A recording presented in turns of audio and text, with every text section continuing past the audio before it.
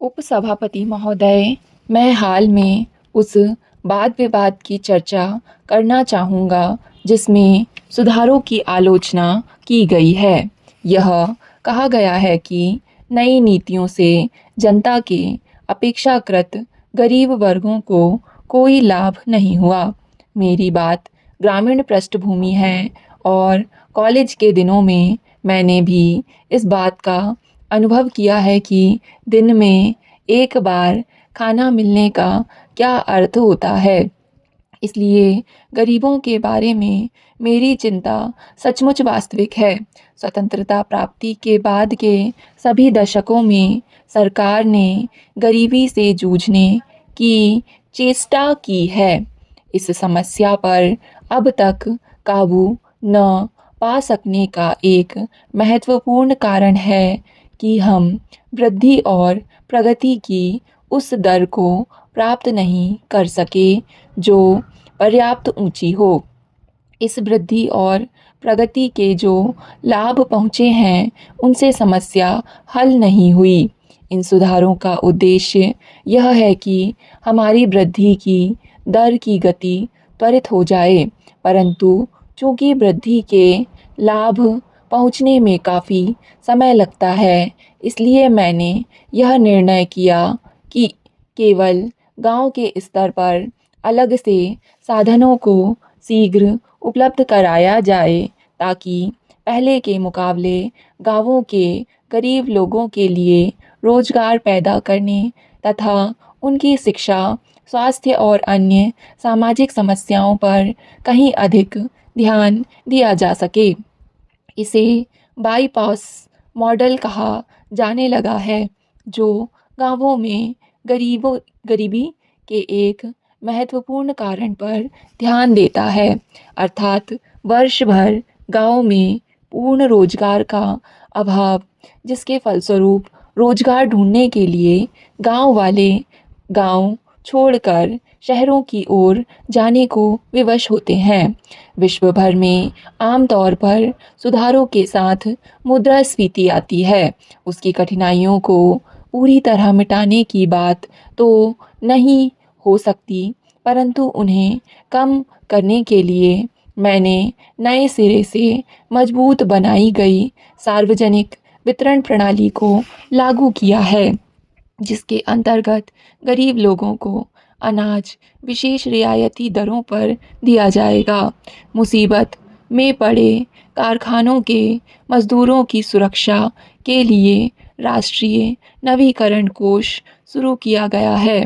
मुद्रास्फीति को न्यूनतम करने का कोई भी प्रयास छोड़ा नहीं गया।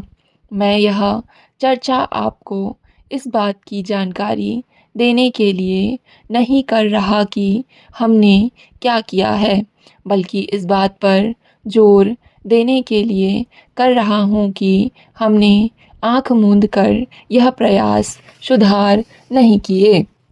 उपसभापति महोदय, इस बात पर अच्छी तरह विचार करने के बाद सुधार किए हैं कि क्या कठिनाइयाँ सामने आ सकती हैं और इस दिशा में समझते बूझते हुए कम प्रयास किए गए हैं कि उन कठिनाइयों को किस तरह कम किया जा सकता है ताकि इन सुधारों का लाभ समाज के सभी वर्गों तक पहुंच सके। अंततः इन सुधारों की कसौटी यह होगी कि ये लाभ सभी तरफ पहुंचते हैं या नहीं।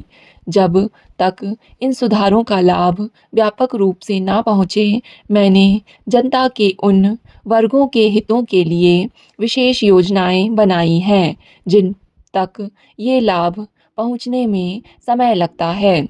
मेरे लिए वृद्धि की दर के आंकड़ों का कोई मतलब नहीं। मैंने तो शुरू से मानव हितों पर ध्यान दिया है और इसी दिशा में हमने अपने प्रयास आगे बढ़ाए हैं। आज आवश्यकता इस बात की है कि हम बड़ी सावधानी पूर्वक यह देखें कि समय समय पर हमारे सामने क्या बाधाएं आ सकती हैं और उनको तत्काल और प्रभावकारी ढंग से दूर करें। अपने हाल के अनुभव से मैं इस निष्कर्ष पर पहुंचा हूं कि जब उद्योगों की स्थापना की जाए तो आम आदमी को यह समझाया जाना चाहिए कि देश का औद्योगीकरण अंततः उसी के लाभ के लिए किया जा रहा है। यह कोई गरीब विरोधी चीज़ नहीं है, जैसा कि कुछ निहित स्वार्थ वाले उनके कानों में डाल रहे हैं। इसी के साथ मैं इस बात पर भी ज़ोर देना चाहूँगा कि इस स्थिति का वास्तविक हल उपशामक देकर नहीं किया जा सकता। इससे रोग के लक्षणों की उग्रता को तो कुछ समय के लिए भूला जा सकता है, पर अंततः तो रोग बढ़ ही जाता है। सभी जगह राजनीतिज्ञों की इस उलझन को मैं समझता हूँ, जो बड़े उपायों पर सच्ची सहमति ना होने के अभाव में तात्कालिक लाभ के उपायों को ही प्राथमिकता देने लगते हैं।